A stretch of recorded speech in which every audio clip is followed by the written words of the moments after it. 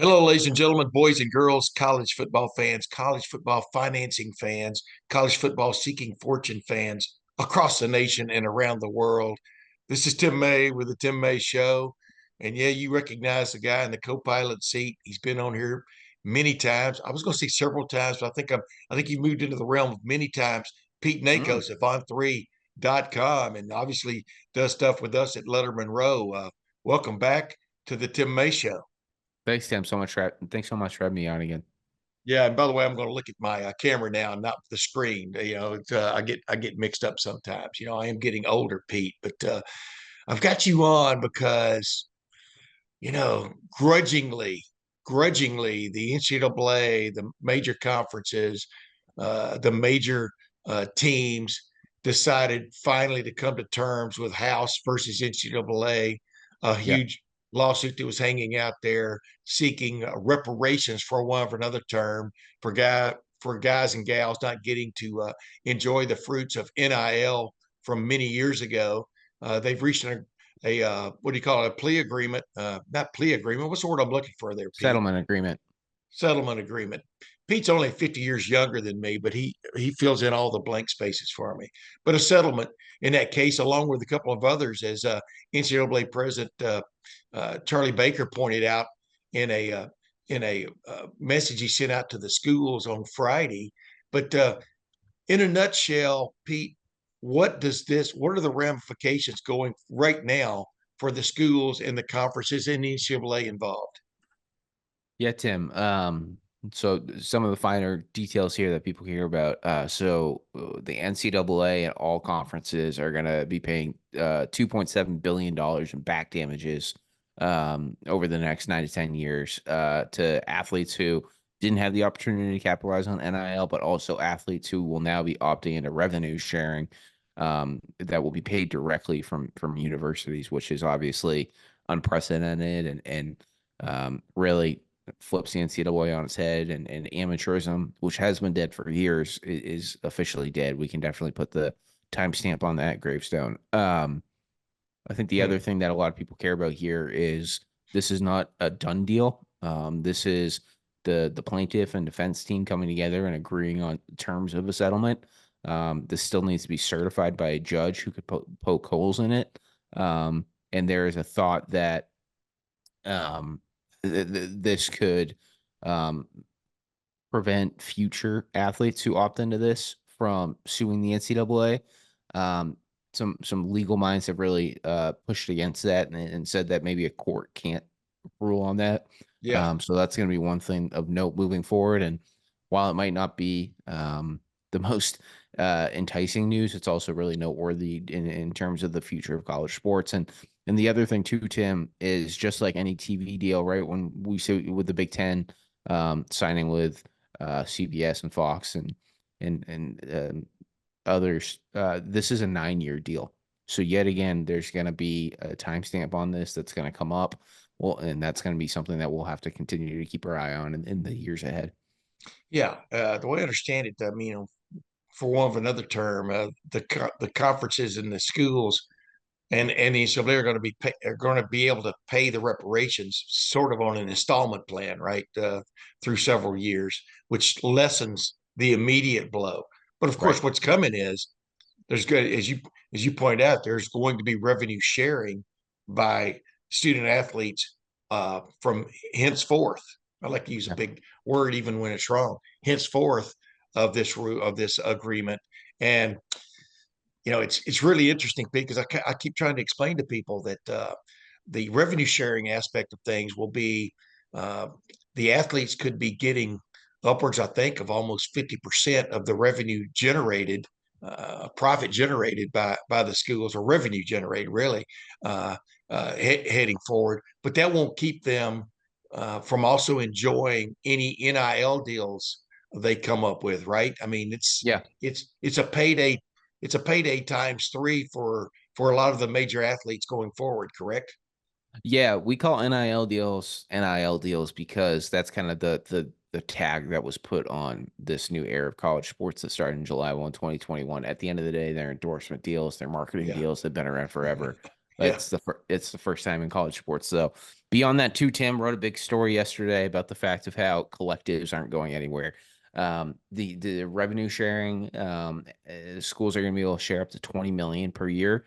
You look at that number, it's really going to vary from athletic department to athletic department. There was a formula where they came up with I believe, the median of 22% across athletic department revenue streams. For Ohio State, for example, from my understanding, that's about like 13 to 15% of the revenue that Ohio State brings in. So it's going to be case by case on the impact it makes. Beyond that, too, I mean, the collectives have been around now for almost 3 years. The big takeaway from that people need to know is they've created competitive advantages in college football and basketball. And I mean, talking to the most well-funded collectives are operating between 13 million and 20 million for a football payroll. Well, if revenue sharing can only give 6 to 8 million theoretically to a football team, there's definitely going to be needed another 12 million to make up. Tim, you know this better than me. If athletes were already given X amount of dollars a year, they're not going to go back on that and only make half of that. So Right. there's going to have to be some sort of substitution, and it seems like collectives will continue to fill that role. Yeah. And the thing about NILs, in theory at least, they're separate, obviously, from the athletic department, from the from football, so to speak. And Right. the idea of an NIL situation was that Pete Nakos, swim star at Ohio University, with Spencer Holbrook, I think probably was in charge of making sure you had nice dry towels. But swim star at Ohio University, you could go out and make a deal, on your own Yeah. with the local Burger King or McDonald's or Hardee's. I mean, that's the real small scale aspect of it. And the point is that right has been given to athletes now, Yeah. and you can't take that away. No. That's supposed to be over and above anything you get from the university. What people need to understand now is athletes will be, I've seen different numbers, but anywhere between $30,000 to $50,000 a year, uh, basically in the revenue sharing aspect of things, right? I mean, what is a number that you've heard that's plausible? For how much an athletic department could disperse a Yeah, year? yeah, yeah. How much 20 the athletic million. department would? Yeah, 20 million. yeah. But I mean, per athlete, what does that come back? Oh, What does see, that that come down remains to to? be seen, and it's Right. it's really unclear if athletes are going to be signing contracts with institutions to disperse the revenue, or right, they're not employees yet, or does it just show up in their bank account the way that some other funds are distributed to them right now for Yeah. like food and things like that. The other thing that's really interesting, Tim, that I know a lot of football coaches care about is scholarship limits are changing and roster limits are changing. There's a conversation right now about capping then a number of spots right now on college football between the 85 and 90. Hmm. That would obviously get rid of walk-ons, which college football. I mean, I'm sure you could rattle off a ton of Ohio State ones, but big picture, like Baker Mayfield was one, Yeah. and quite a few others, and that's going to be met with a lot of contempt, and obviously, I'd be surprised if we saw that. But for other sports, that means that baseball, that's been operating with minimal scholarships forever, you could see entire baseball rosters now filled with the entire roster filled with scholarships. So Yeah. that is another piece of that. The other thing too that I mentioned that I think that there's a lot of questions about, no one knows the answer to, is what does this mean for the transfer portal and athlete movement? Athletes are not collective bargaining right now, which means that a lot of these things are being done without athletes' opinion and athletes in the know and athletes helping make the decision. So there's a thought that the NCAA really can't put a cap on portal movement and things of that sort without athletes signing off. I don't expect that to change for the time being. Yeah. It's just interesting though, Pete, is how you eventually they do have to get some kind of control, I would think, moving forward on that Yeah, aspect of things, not do away with it, but have some kind of, for one of the term, stability from a roster standpoint and of managing a roster, right? I mean, right. that's got to be coming down the road. But But how do you do that without getting back to what you were talking about was uh, possibly players, male and female, signing contracts for one of another term. They, been the NCAA and the NCAA member schools have been very resistant to going that route, right? For Yeah. all kinds of reasons. Do you think they finally give in that regard just to get some kind of control over their own, rosters? So the employee question is currently playing out in the National Labor Relations Board out in California. So that is really going to be the deciding factor. That involves USC athletes, but the Pac-12 and the NCAA and USC are all named as defendants in that suit. So the NLRB rules in favor of USC athletes is going to be a huge mark against the NCAA. Another thing that I know a lot of people care about, Tim, is there's language in this settlement term agreement about enforcement. Well, as Yeah, we both know, the NCAA enforcement has been non-existent for quite a few years, and there's this hope that with congressional assistance, there could be a new enforcement arm structured that could look something like an NBA or NFL front office. There's a lot of critics out there who find it hard to believe that this will be able to happen. And obviously, the last thing anyone wants from the people I've spoken with is the NCAA 2.0. yeah, yeah, And for folks out there too who are confused about why the NCAA agreed to terms on the settlement, it's because they're going to pay about 2.7 billion in back damages, as opposed to about 20 billion, possibly if they had lost, and they would have had to obviously file for bankruptcy in that situation. yeah, absolutely. I mean, at least treble damages, which would be at least pushing the 10 million realm from 10 billion realm for sure. That's just hard to wrap your head around, right? Yeah. Um, so going forward, let's whittle this down and translate it to, if you can, Pete, for players coming into college football and major college basketball now, Hmm. both male and female. What should they expect? I mean, from a financial standpoint, should a player who gets signed to Ohio State and in football in these coming years, should they expect to be along with everything else they get in their, basically for being a scholarship athlete? Should they also expect, on top of that, $30,000 to $50,000 a year guaranteed to us? You know what I mean? And then on top of that, like we talked about a while ago, you can go out and make your own NIL deal until that becomes in house, which may happen down the road at a lot of these major institutions. But what should they be able to expect financially, do you think, over and above their actual scholarship? What kind of money would they be looking at on a yearly basis, do you think, just in terms uh, of the stipend you're going to get now from the revenue sharing aspect of things? Yeah, Tim, I would say that's a huge unknown. And anything I say right now would be a major hypothetical, but Yeah, so I'm looking I for a guess, hypothetical. yeah, I guess, yeah. If you wanted to really try to piece it apart, I did some math this week, and it isn't great math. I'm not a math whiz. But Did your head hurt? Oh, I'm sorry. yeah. Uh, but if you divide 7 million, which has been a number I've heard that might be, um, put towards football at a major university. If you put 7 million towards football and divide it by 85, believe my math came out like in the six-figure range between like 150 or 200,000. Don't have that number right in front of me, but the point is, here, I can do the math real quick. Yeah, but Um, so you 7 know, million. yeah, you know what I'm getting to here in a second, though. Go ahead. So my bad math. 82,000 would be Yeah, that dispersed. sounds more Yeah. like it. Yeah. Yeah, So the big question is, are there going to be tiers inside each athletic program, right? Does a starter right, make more than a backup? Does a right. start? Yeah. We don't know the answer to that. I think that needs to be figured out along with a lot of Title IX questions that people have of, if you give 7 million towards football, you have to give 7 million towards women's sports. And how does that all factor down? Or is it a clean 10 million to men's and 10 million to women's? We don't know the answer to that right now.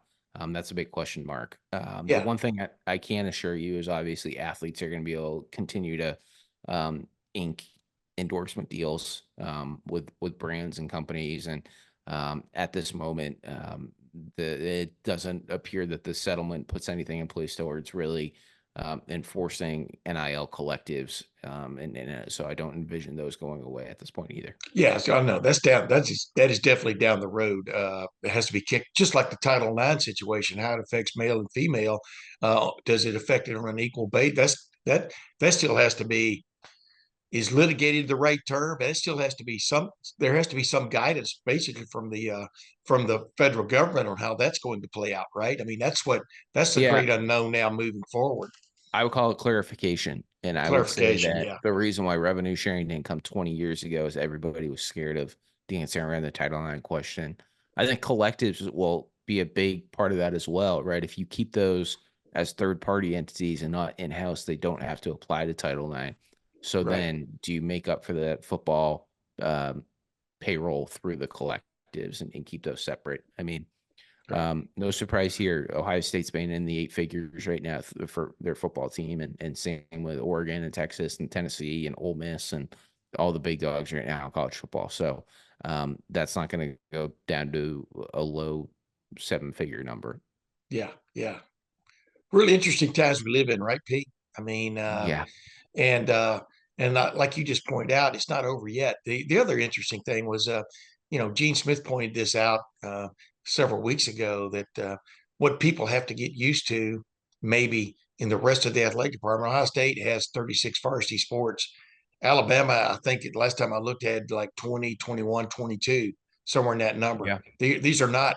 I mean, where Ross Bjork is coming from, I think he had like 20 or 21 from Texas A&M. These Right. all these athletic departments are not built equally, and Gene Smith basically pointed out that some of the non-revenue generating sports, the non-revs, the Olympic sports, whatever you want to call them, might have to get used to leaner times in terms of their budgets, and who knows if even some of those are going to survive. When the great delineation comes between who's getting revenue sharing and who isn't, and Yeah.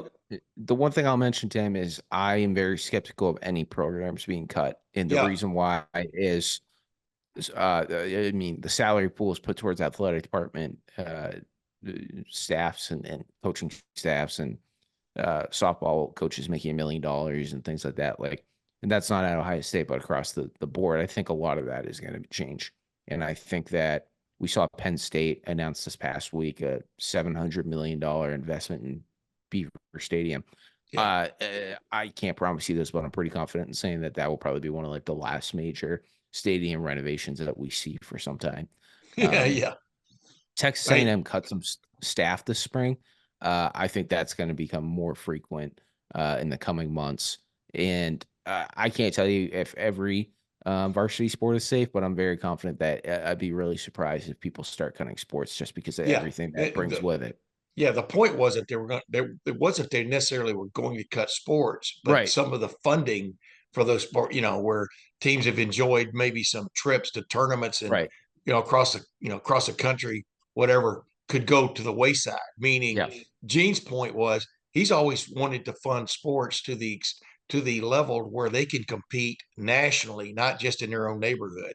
Right. And some of that may be backed off, and we're yeah, it's going to be interesting 2 years from now to look back at this. Hey, last thing I wanted to ask you, what would be the next shoe to drop in all this, Pete, from your vantage point? I mean, you do great reporting for On3, along with a bunch of other guys at on3.com. But is the next shoe to drop is it the clarification on Title IX? Because really, how can they really move much more forward until they figure out who is has the rights to this revenue sharing, for one of another term? I don't think there's going to be federal clarification. I think it's going to have to come down at the school level, and I think that's concerning for a lot of administrators. So I think the next big shoe to drop is there's another lawsuit out there called Fontenot versus the NCAA. Yeah, That's another antitrust lawsuit that was not put under the umbrella of House. That's a big deal. I mean, this week an NCAA motion was denied for this Fontenot case to move over under that umbrella of house. So that's something we're gonna have to continue to keep our eyes on. I What will are the be very particulars of that? it's very similar to what's playing out right now nationally in the settlement agreement. They're gonna try to make a push for some of these athletes in this house class action lawsuit to opt out and join theirs. I think that very slim chances of happening just because a lot of these athletes in the house case obviously are about to get a huge payday that they've been waiting for Yeah, quite a while. They're not about to go hit pause and take a risk of missing out. Um, so I think there is a chance this Fontenot case gets moved back over. But that's like the one thing I'm keeping an eye on because once that happens, it really appears the NCAA won't have any litigation at the moment to worry about. But other than that, though, I think that now we just need to figure out what the heck this model is supposed to look like. And yeah. I don't want to call it a shooter drop because I feel like I know more better than anybody. Congress is not quick to do anything. Been covering the NCAA's push on Congress now for almost like 3 years, and nothing has happened. So now we, I guess, turn our attention to DC and Capitol Hill, where there's an upcoming election and there's going to be turnover in the House and Senate. So maybe something this next winter will come about, but that will have to be the next shooter drop for everything in this settlement to really be implemented and impactful. Uh, should college sports be considered a career? I mean, should there be unions? Well, I'm not trying to get you to opine on that, but college sports at the most you're there for 5 years, except for the COVID situation that happened, and maybe a few others. But the point is, you're now going to be getting paid a salary, for want of another term, for playing major college sports. If you get to enjoy the some of the largesse of this agreement or a settlement, but I just stopped short on the idea that going into college, playing college football should be considered a career now and not just a little interlude in your life. What is your take on that? I mean, because that's kind of what we're headed toward, right? If in fact the players have much more say with the NLRB rulings are going to be very interesting as this goes forward. But what is your kind of take on that? At the end of the day, I don't think college football specifically will ever be a career because there's so much more money in the NFL. But I So mean, there's once, some guys that never get there. Is my point. You understand what I'm saying? I mean, well, it's I get that, but I also think that, I mean, yeah, I guess for athletes that don't get to the professional league, it could be a career, but it also has a timestamp on it. yes. So I find it hard to call it that, just because you get pushed out in anywhere from 3 to 5 years. So we'll have to see. I'm really curious to see how the revenue split between football players. So I think that Yeah. will answer some questions, right? Would you call a career getting a degree and making $50,000 from your school? I'm not sure. I'm not here to decide on that, but I think that's something that we're gonna have to continue to figure I out. guess my point is the 50,000 from your school and a degree, but also if you're a big time star, maybe seven figures, possibly a Right. year. That's that's life changing money, both Yes. for you and your family. And Yes. and you're already hearing that some guys are asking perhaps upwards of 6 figures a month. From Hmm. a you know what I mean, from NIL kind of things and stuff, and demanding may not be the right word right now, but it could be down the road. I mean, it's crazy how much money we're talking about, right? Yeah, and I wasn't trying to undersell, obviously, like the CJ Strouds, the Bryce Youngs have made millions upon millions of dollars just from NIL deals, Yeah, and memorabilia and trading cards and things like that. So yeah, for those guys, trading it's definitely, cards. yeah, for definitely, oh yeah, yeah, that's a You know that's what a you know what I'm talking conversation. about? That's a Yeah, conversation for fanatics. a different day. But Yeah, I mean, they have made life-changing money. They have made well into the 8 figures. Well, not into 8 figures, but 7 figures and sure. approaching eight.